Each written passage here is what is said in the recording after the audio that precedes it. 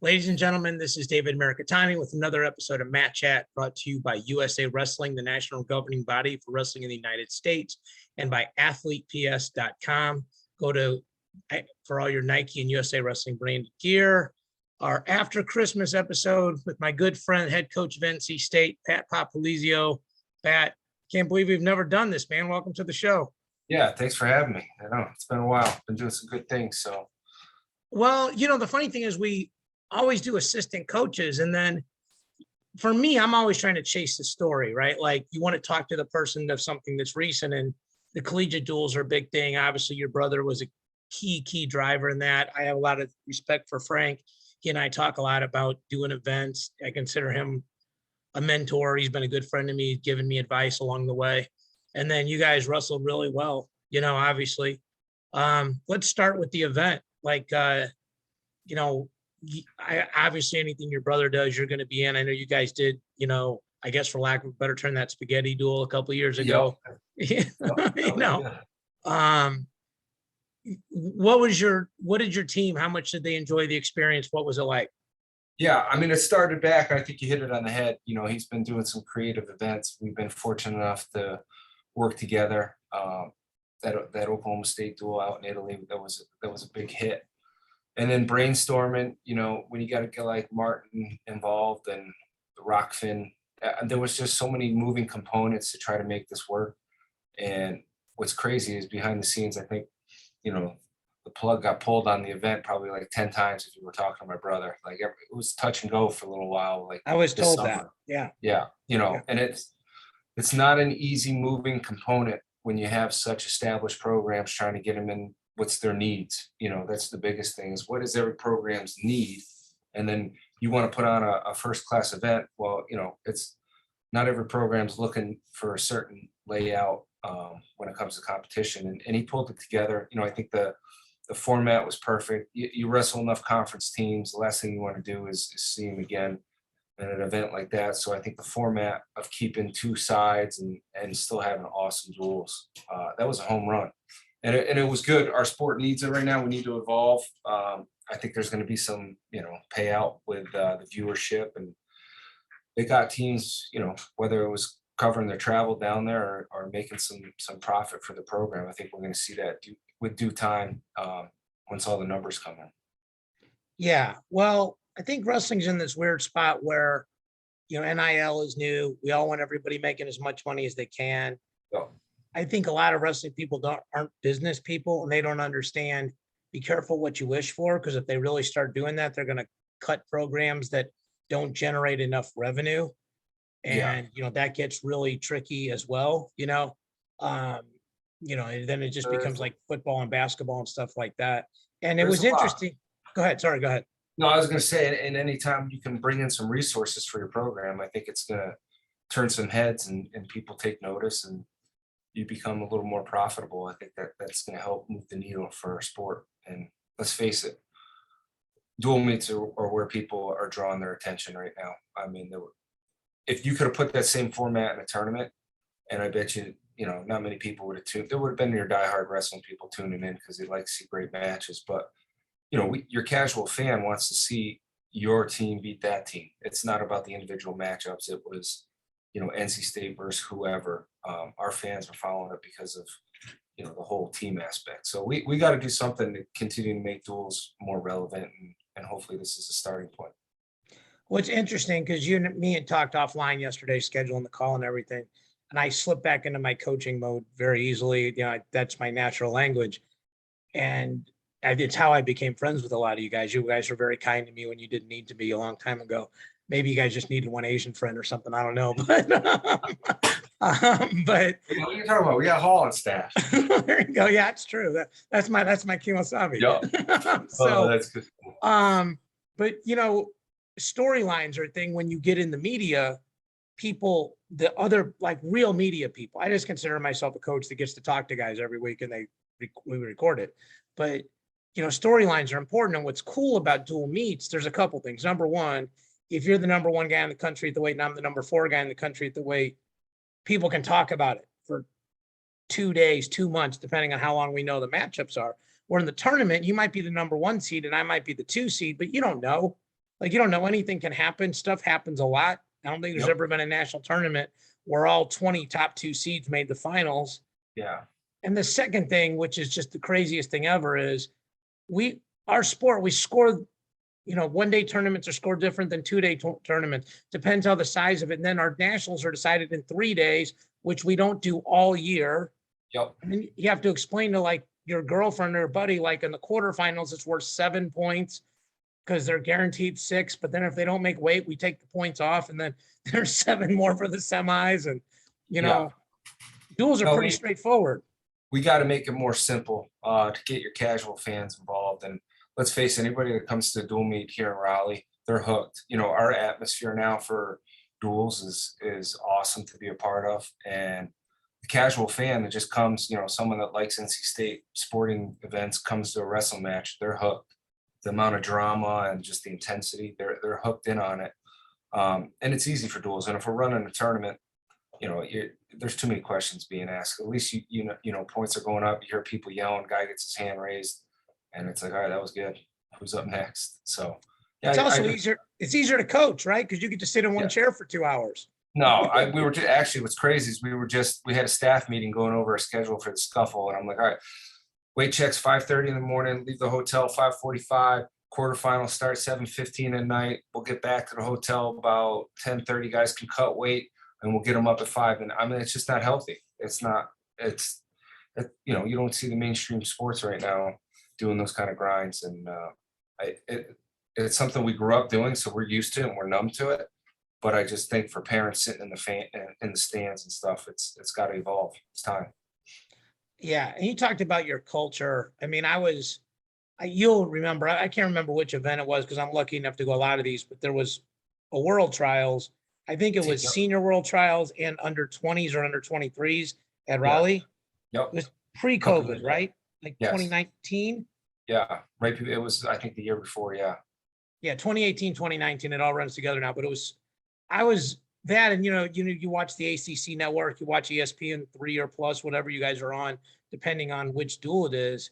And you guys have changed the culture, and everybody talks about culture, right? Like everybody talks about it.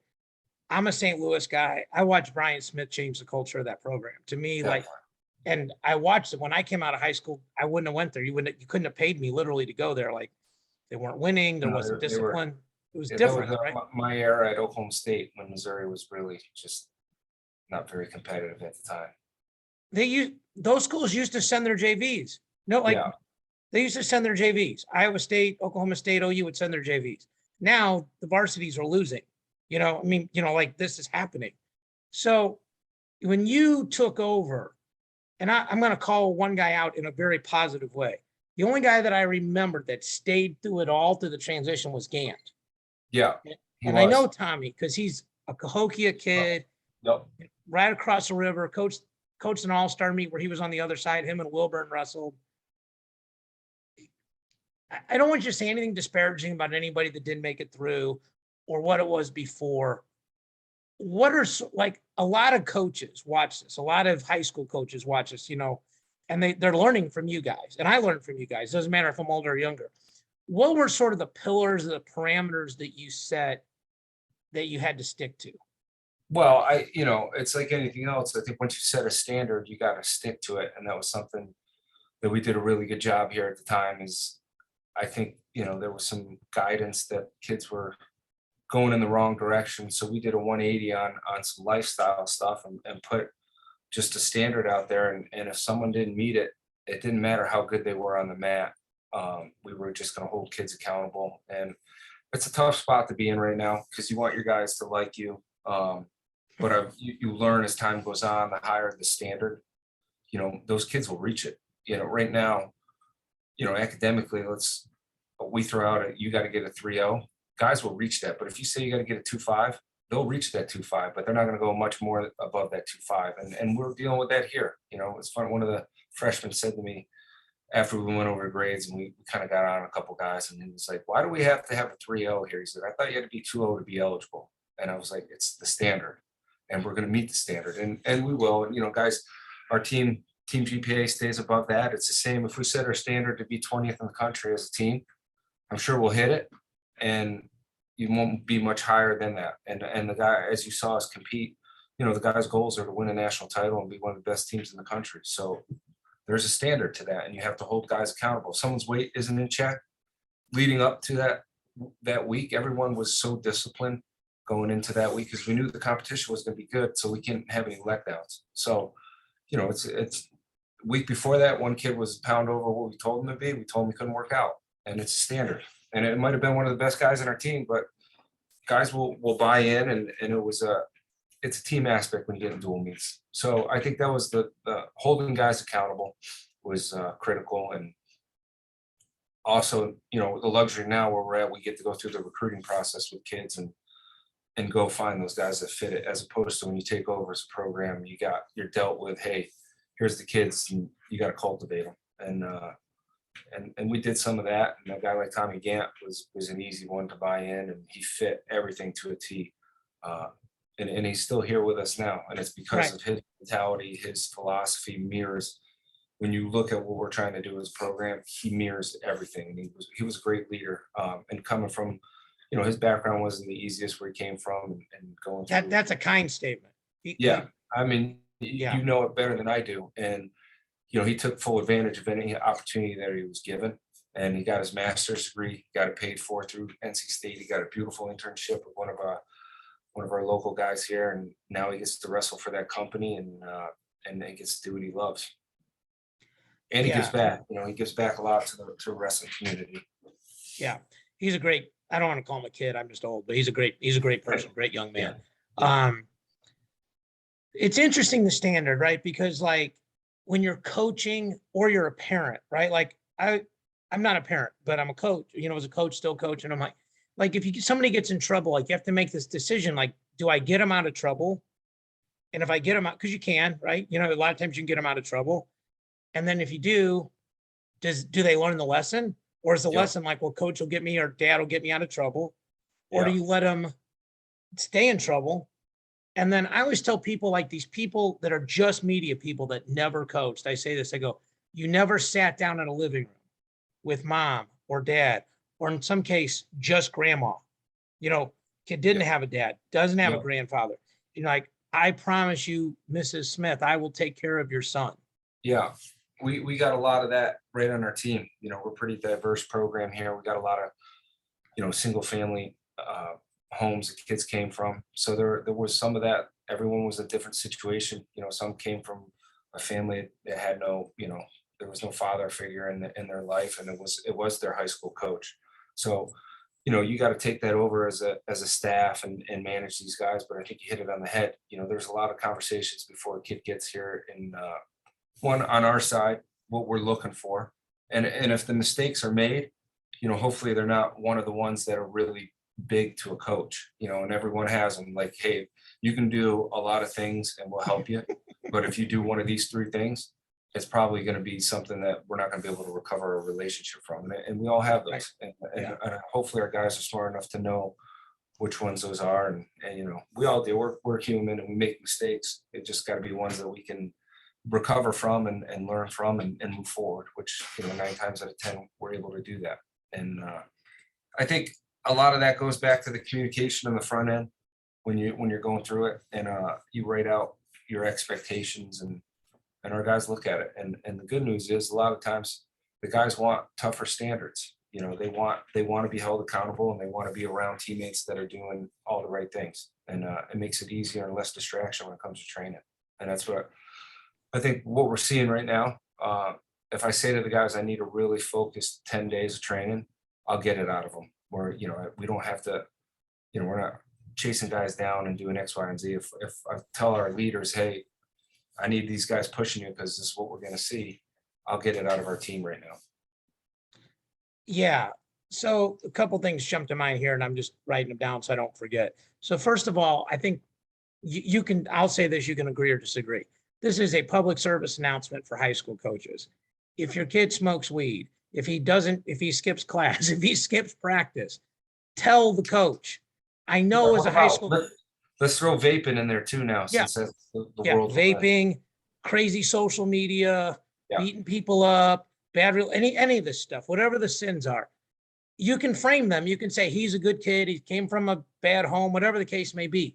But what I think high school coaches don't understand, and I was on both sides of as a junior college coach, right? Because like we're bringing guys in and we're trying to send guys out. If I lie to you about a kid, you and I were friends from Jump Street. Like you were always nice to me. I remember when you were applying to Goes UNI. both ways. It Yeah, goes both right. ways. Yeah, right. But if I lie to you about a kid, you're not. There's no reason to even confront me. You're just going to stop talking to me about it. Yeah, You're going to stop trusting me. And then the next time I actually have a good kid, that screws it up. Like, yeah, you're like, now you got to go do your homework and, double check me. Where if I'm the person that's honest the first time about all the kids, you're like, man, that's my guy in St. Louis. I call that guy. He tells me the truth. The second thing you said, which I agree with, and I talked to my dad about this, is like champions crave structure. Like really people that want to be great, maybe not even champions, people that want to be champions, champion mentality. They crave structure. Like if I walk into practice and I'm like, coach, what are you doing? You're like, I don't know. What do you want to do? Like, that's cool for probably one day, right? Like one day, like on yeah, Friday, like, man, can I just drill and we just yeah, practice passovers, teach me some scrambling. And then if that was a week, I'd be like, did you give up on me? Like, what's going on? Like, and I think yeah. people don't understand that enough. No, there is definitely that whole dynamic to it. And that's the luxury where we're at. We got a lot of trust in our guys right now when it comes to our training schedule. And, there are times we're beating them up, running them harder than they need to be. And then there's times where we're really backing off and their legs come back underneath them. And going between dual meets and some good individual matchups, you can balance that all out. So it is. And it's funny. It was part of the beginning of the year this year. Trent was telling the team, some of the freshmen, he was like, I hope you guys push and challenge to take my spot. He's like, because if you're doing that, he's like, then that means I'm getting myself ready for the NCAA tournament. But Who he's said like, that, Tariq? Trent Hidley. Oh, yeah. Yeah. Yeah. Because, we got a couple good freshmen in here right now that are pretty tough. He's like, come take, try to challenge me for my spot. Because if you're doing that, you're making me better. And that's the mindset. We talked about it today. I don't want guys running away from competition. And we're getting it now in recruiting. I can see it when we're talking to a kid and they're like, oh, you just got so-and-so in there. And it's like, yeah. And if you think you're going to win a national title in college, let's not be afraid to come here and embrace that. And we'll figure it out. It might be a year. You look at Machiavello, he didn't start his freshman year, but the guy didn't back down and kept working. And next thing you know, he got the starting spot, then he started winning, and then all of a sudden he wins a national title. And it's those guys that aren't afraid to embrace that competition. I think you're the ones that you're going to see succeed. So we're trying to do that right now. And I think that's the next jump for us as a program. We got to get over that hump. Well, recruiting's tricky, right? When you don't have a lot of depth, you're like, hey, man, come here now. You can start right away. And when you have depth, you're like, hey, come here now, man, because you'll get the best training partners in the country. Yeah, It's a lot of it is spinning, right? It is. It's we're there. We've got, two competitive guys at every weight, if not three, and some maybe four weights where we're like, we got good options. So yeah, and I'm hoping, with guys moving on, graduating, guys taking a red shirt, we'll always figure it out. And a kid will have his opportunity to shine here at NC State. And if it's only starting 3 years, I'll take, know what I know now as a coach, I'd rather sit a year or two and be at the right place than to be at a place where you're going to start, and maybe not, doesn't mirror your philosophy and you're not getting the training that you need. And there's enough programs out there that there's the right fit for every kid. And just like we're doing when we're recruiting, there's enough good kids out there that will continue to find the right fit for us. And when we do that, you get guys like Isaac Trumbull, Ed Scott, Ryan Jack, that all of a sudden hits the national scene and they're pretty competitive as freshmen. So we're working hard at that. Yeah. And I want to get to those guys. You talked about, the red shirting a year. And this will be the craziest 4 years, 5 years, whatever it is for a college coach ever because of the COVID year. I think everybody understands this, but if this is the first time you've watched this podcast or don't know a lot about wrestling, but just are an NC State fan, last year didn't count. Everybody got to wrestle. The people that were all Americans, that all counted, but it didn't count as an eligibility year. So I'll just use both Heidleys and Tariq as an example, because those, I think, were your highest medalists. Those guys, they're all Americans. but that year didn't count for eligibility, so they can come back. The first Yeah. decision becomes, do they want to come back? Do you want them to come back? I mean, in your case, obviously, unless they're just ridiculously bad human beings, which they don't seem like, you'd want them No, back. we were, And, yeah, and then you got to work out the financials. And yeah, that's the thing. Like, we have kids that come to us and they're like, I want to go to this school. And I'm like, what we see a lot is no money, but even more so like roster caps, right? Because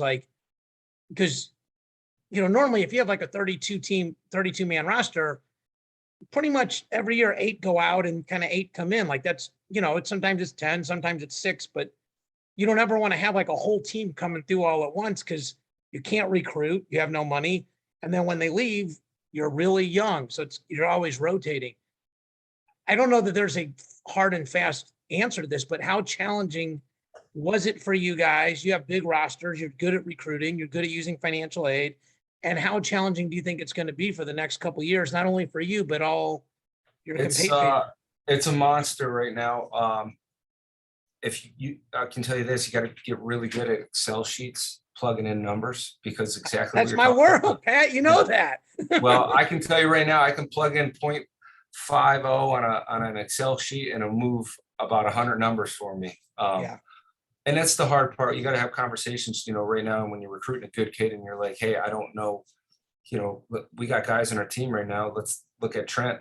If he wants to come back for, his extra year, we're going to figure it out. And if that's the, price of not being able to recruit a kid coming out, it's just, you got to have those conversations early because, as good as I do, recruiting starts about 2 or 3 years out, if not sooner, Yeah. what you legally can and can't do. And you're at least watching a kid as a sophomore, and then you start communicating with a junior, and these kids are pressured to make decisions earlier and earlier. So you got to balance all that out.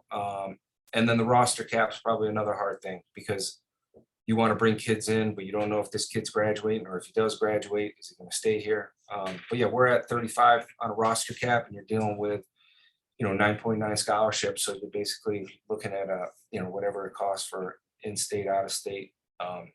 Could be $500,000-$600,000 budget of scholarship money that you got to manage as a coach. So you're wearing a lot of different hats. I can tell you, I got really good with numbers, and we're figuring it out. It's almost like a salary cap in the NFL. Like you have to figure it out because for people, if you take 35 kids, around 9.9 up to 10, then it's 10 over 35. That's less than a third. It's like 28%. Well, you can't get 35 kids aren't getting 28%. There's a bunch of kids getting 60, 70, 80. There's a bunch of kids getting 5 or 10. And then you have to try to work out financial aid, try to work out when a kid can get in state after a year or two. And I'm not saying this to you. I'm listening for people that don't understand this. There's a lot These of are all that. the tricks. These are the tricks to make it affordable. I mean, one of the kids I know, his dad emancipated him as a high school sophomore. He lived with his grandma. And now, he qualifies. So now he's full Pell. Yep. And then, this, at most universities, if you qualify for full Pell, you qualify for other institutional aid. That's free aid. And now all of a sudden, a $50,000 school might cost you $15,000, and you can afford 10. The school gives you 5. Now all of a sudden, that's a 0.1 scholarship, but you got 80%. Instead of they gave you 10, but you got 80. The school saved 70. There's so many different components when it comes to it all. And that's why I say there's always right fit for a kid, whether it's money, philosophy, if it's in-state, out-of-state. You do see a lot of pretty well balanced, educated parents out there right now making some smart business moves. And that, I think it's healthy.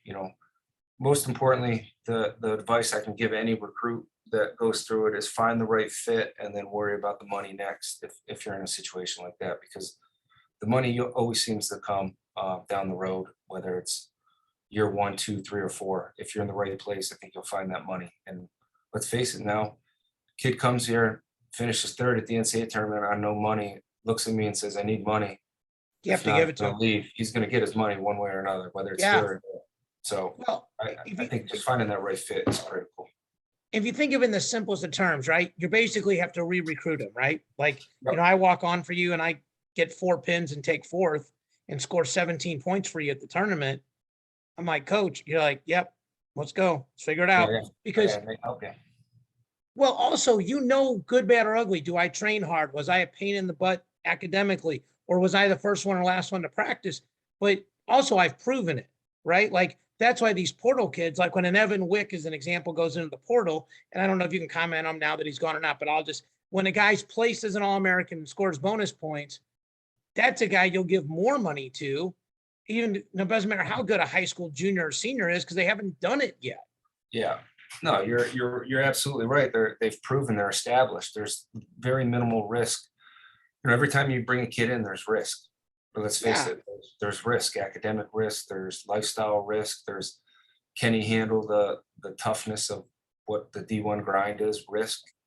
When you get an established transfer, there's, especially a kid that's graduated, has a year or two left of eligibility. Those are the ones you're like, all right, well, you got your degree, so you're not gonna waste your time going getting your master's. You're gonna stay focused. You're gonna keep above the minimum that you need, and you already know what you're gonna get winning wise. So those And they're are a home leader. runs. Yeah, Yeah, and they're a leader because, If- whether people want to or not, like whether Heidley and Tariq and Heidley want to be leaders in your room, they are. yeah, It's just whether they're good or bad leaders. But no, they're leaders because they've 100%. done it and people look up to them. And if they're messing around, goofing off on the side and living bad lifestyles and arguing with you about the pillars of your program, that's a detriment. If instead they're the ones, like you said, hey, come challenge me, make me better, Yeah, they make your job 10 times easier. yeah, So it's interesting, sort of chasing the stories. Like we've gone real ACC heavy. I think like literally 3 of the last four podcasts were you, Jameel, and Cody Brewer. And the ACC, I think, I'm in the Midwest, so it's Big 10, Big 12 country. I don't think here it gets the same dap that it should, obviously. And there's obviously, like any conference, there's some schools that aren't super competitive, but the top echelon of your guys are really good.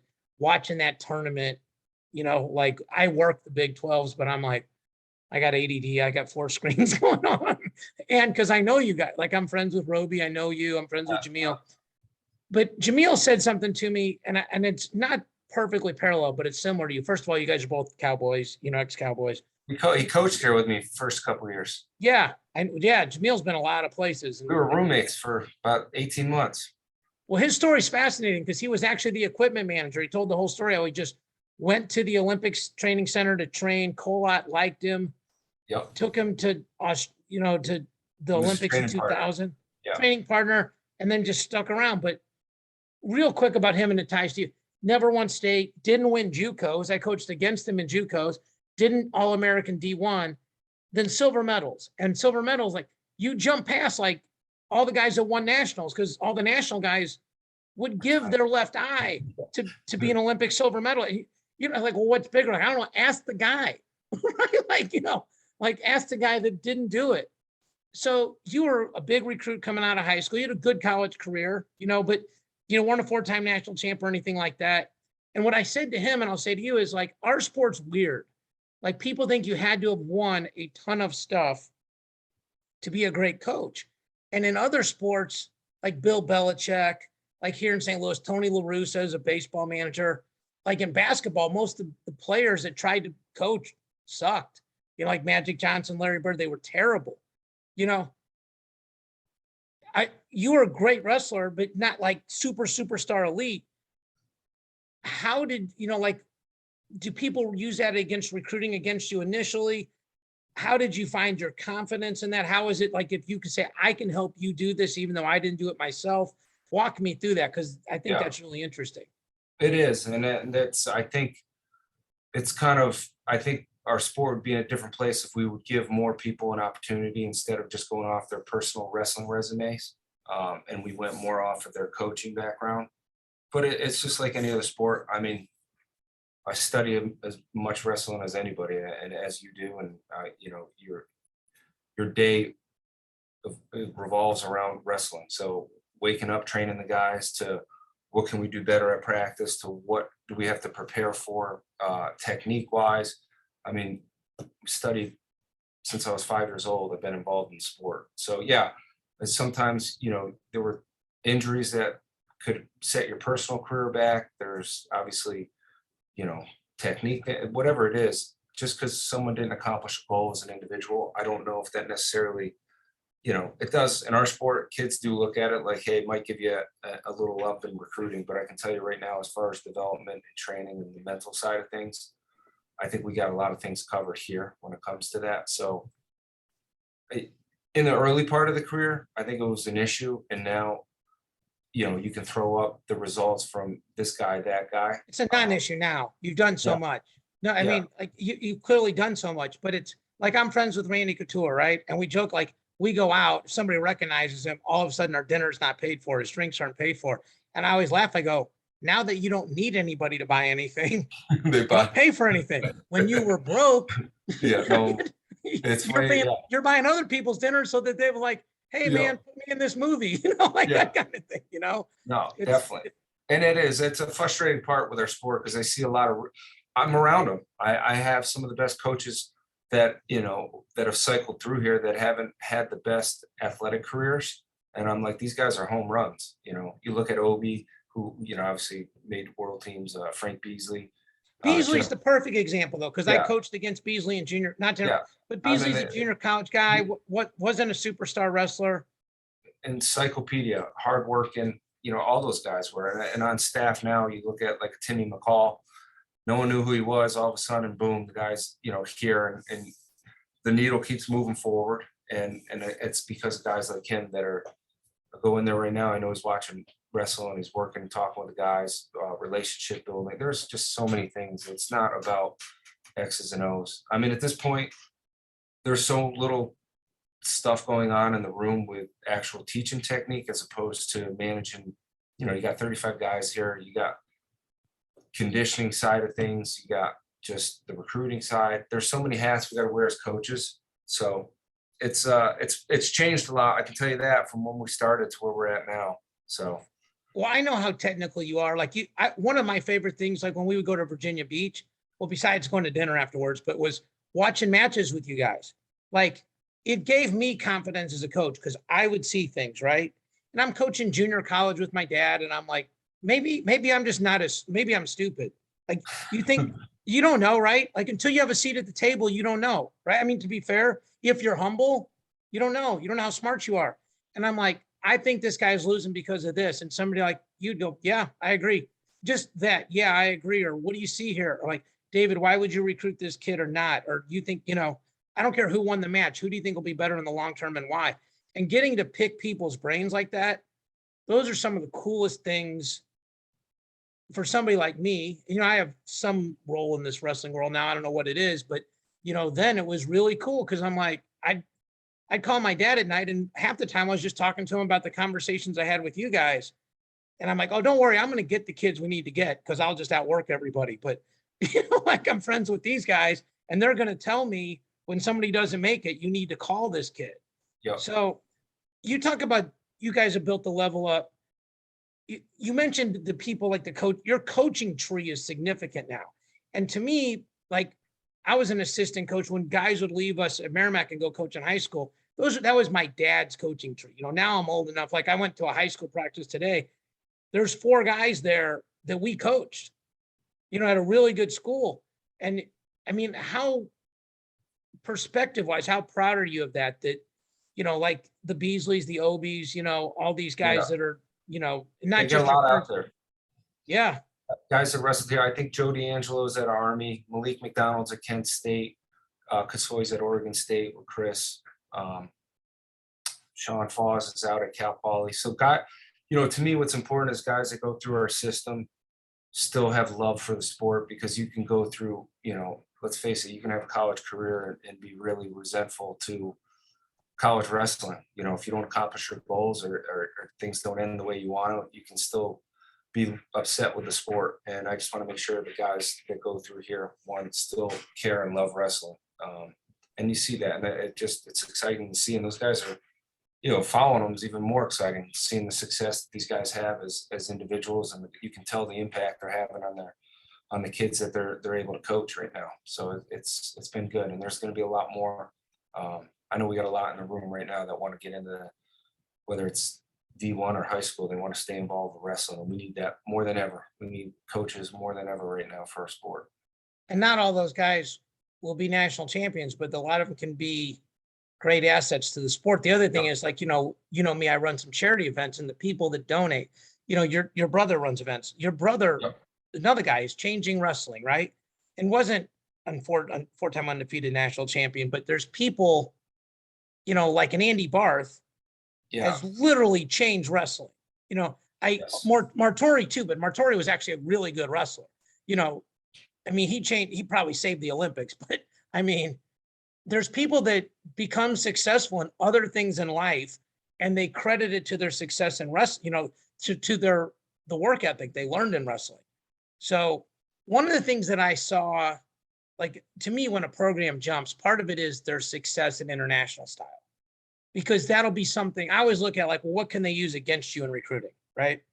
And it's like, oh, well, so and so, they're not putting anybody on national teams, any of this other stuff. I saw the RTC Cup, when all that stuff was going on and how well your guys were doing. So there's two parts to me. You guys were winning matches, wrestling really well, and then your group seemed like one of the few groups that was actually rooting for each other. Like the rest of it Well, seemed like, that was because everyone was from NC State that was on our team. I think Cruz was the only guy we brought in, and that was because we needed a little depth. But everyone was NC State, either alumni or was here training, like still on our team. how much fun is that part of it, the RTC part? I mean, I know it obviously, wrestling's a 12-year-a-month sport now. Recruiting never stops. Now it Yeah. doesn't feel like wrestling stops very often. But, how much fun is it that you guys are good at that now too, that your kids are doing well at that? No, it's been good. That was a key component, was to get the funds to keep guys here if they elect to stay here.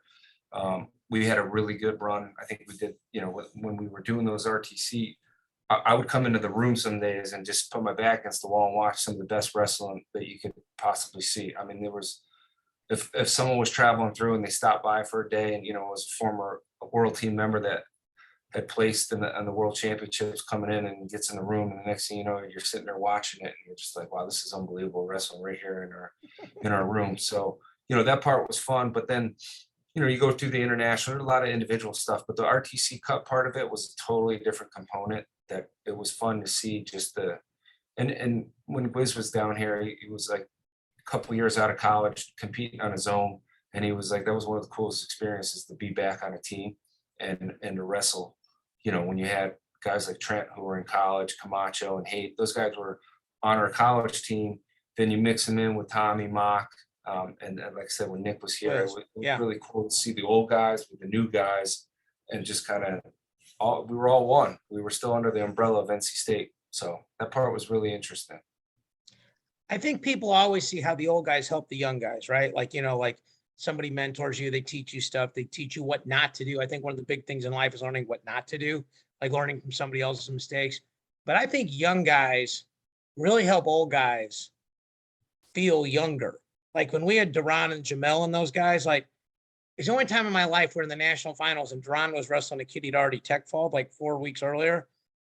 The only time in my life I saw my dad literally giggling during the national finals. Like, and he just put his arm around me. He goes, I can't believe you recruited all these kids, like that, for me, and how close I am to my pop, like that made all those phone calls, all those crazy $600 cell phone bills back when we paid by the minute worth it, So I was they unlimited plans that couldn't come out soon enough when you're a college recruiting coach. Like, you guys are banging the phones. Yeah. So tell me about the rest of this year. I mean, obviously you guys are ranked, anywhere from 4th to 6th or 7th, depending on the week and who does what. And I think the upside of you guys, we talked yesterday about the duel with Iowa. You said something I said to a friend of mine, I go, if I wasn't sure these guys jump levels, I am now. We're talking about the 141 match. And let me start by saying you said something super complimentary about Ironman. You said, that kid's a gamer. I know he's going to show up when it counts. Yeah. Yeah. I mean, I think that's you important. Asked, you said, what did you think? He looked off. And I said, no, he's just probably bored. And come the end of the year, he's going to be one of the best guys. I want to frame it that way, because I'm going to say next, it needs to be in that context of that level of respect. But you're like, we let that match get away from us. You said it wasn't the defensive pin. Like, we could have won that match. And if we win that match, Obviously, we stuff can win. change afterwards, but mathematically, Yeah. if you win the match, you win the duel. I mean, Yeah. that's a whole level of mindset that's jumped. You know what I mean? And Yeah. I mean, you come off the mat, and I'm assuming Jack is upset he didn't win. Not he's not upset about the defensive pin call, right? Or maybe both. No, I mean, I was upset, and then not at the fall. I just felt like we wrestled the perfect match for 6 minutes and 40 seconds. And it was like, we're inexperienced right now. And Jack's going to be ready to go at the end of the year because he just needs matches and high level matches. He's got it in him. You saw his brother. He's a lot like Kevin. Those guys are competitors. So the higher the stakes, I think the better we'll see him. And he's already improved a lot since November. But that was what probably burnt the most, is like we should have, could have, and would have won that match if we would have just kept wrestling and doing the right things. And then obviously it got a little wild with the defensive, possible call, but that had nothing to do with, our mindset. And after that duel, I walked back in the locker room and you thought, it was like, guys were devastated. It was literally guys were in tears in the back of the locker. Guys that had won were in tears in the locker room. And it was like, that's what it meant to them. We literally, I know we were probably the only people that thought this, but we went into that thinking we can win this, and we got to show up, and we couldn't make a mistake. We knew that. I mean, that I was just that much where they're dominant. You don't win a national title for nothing, and we knew we could not make a mistake out there, and had to capitalize on a few matches. That's You got to win. Yeah, you got to win 5. I mean, you got to win 5, and you got to not get bonus in the other 5 and get bonus. And Yeah. you executed all those except the win 5. I mean, and you Yeah. won 4.5, or like you said, 4 and Two of 4.9. them could have, 41 and 97. Those were in striking distance. I mean, it's still on paper didn't happen, but those guys were a mistake away from winning that match. But as good as I do, that's what wrestling's about. Those guys believed it a little more, and they earned it a little bit more. So, Well, better. a mutual friend of ours said one time, there's 2 kind of guys. There's guys that find a way to win when they're losing by 1 with a minute left. There's guys that find a way to lose when they're winning by 1 with a minute left. Yeah. And he goes, you can coach them to death. And he goes, and you can develop some of it. He goes, but some kids are just born winners, and some kids are just born not winners. Yeah. And I cleaned it up a little bit, but that's essentially that's the PG Well, version of what he said. I do believe those guys are. People don't realize we had 7 underclassmen in that dual meet. And Oh, fast wow. forward, with the COVID stuff going on, we have 7 underclassmen, and I'm sure a lot of those young guys are going to come back. So I'm going to say we have 7 underclassmen, eligibility wise, that wrestled in that dual meet. And on top of what we have in the room, or redshirting, and what we just are bringing in, I like where we're going to be down the road with this team. It's awesome. We got a couple minutes left. You've said a lot of great things about the program. Talked about fit. Understanding everything else. What else, just to close out, what should people know about NC State? If high school coaches are watching, if they're interested in sending a kid to you, what should they be thinking? Yeah, you talked a lot about it. I mean, as good as anybody, the process of recruiting. To me, I'm not here to waste anyone's time when it comes down to it. I want to find kids that are fit our philosophy, our mentality, our culture. And we literally have some of the top recruits in the country reaching out to us now and saying, hey, coach, I'm interested in NC State, and wondering, how come you guys aren't reaching out? And literally it would be like, well, we have these 3 guys already that are at this weight. And it's like, I don't care. I like what you guys stand for and what you're about. And we're talking guys that made world teams, cadet world teams that are legit top recruits in the country. And it's just like, I'm glad people are taking notice and are looking for a certain culture and a certain type of structure. And then you throw in, let's face it, it was 75 here today. You throw in that with some good wrestling. No, rub it in, Pop. Yeah, we'll just throw that in rub there. It in. Yeah, you can look up the weather too.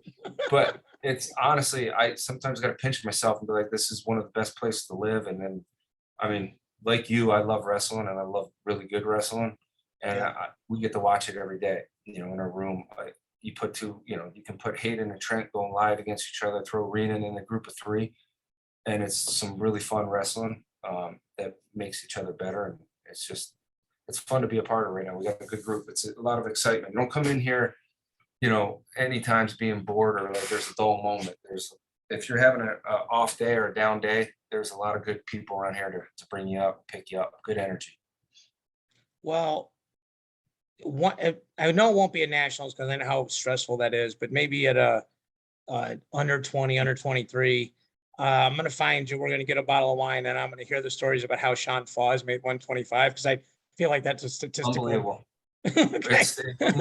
He is to this day probably one of the toughest, most disciplined people I've ever coached in my life or been around, including my time at Oklahoma State. So I want to say very quickly that we moved the podcast from track to USA Wrestling. This is our first full year at USA Wrestling. And again, I just try to follow the stories, but it's very nice for me that the last episode of 21 is with somebody I consider a friend, somebody, for you guys that don't know, Pat Popolizio used to help me at Virginia Beach, sometimes gave me a place to stay, even picked me up at the airport one time, he had no reason to. And you remember that. People remember that. And Joe McMullen, I will sign off with this. Joe McMullen from Wyoming Sem. So I've been talking to him because Shot Sled works with our venue. He goes, you tell Pat Popolizio, he told this story that his mom loves you. With the shoes. You took your shoes off when you came in. When I went in the house. That's so Italian thing. That's our culture. That's our culture. Yeah. So. Yep. You always take your shoes off. I won't say what would happen to me if I walked through my house back home with my shoes on. I get hit with them, but especially the days of people worrying about germs, like leaving the shoes at the door is a good move. So listen, man, I respect you. I appreciate you. Thank you so much for your friendship. Thanks for coming on. Everybody, thank you so much for 2021. We'll talk to you all next week.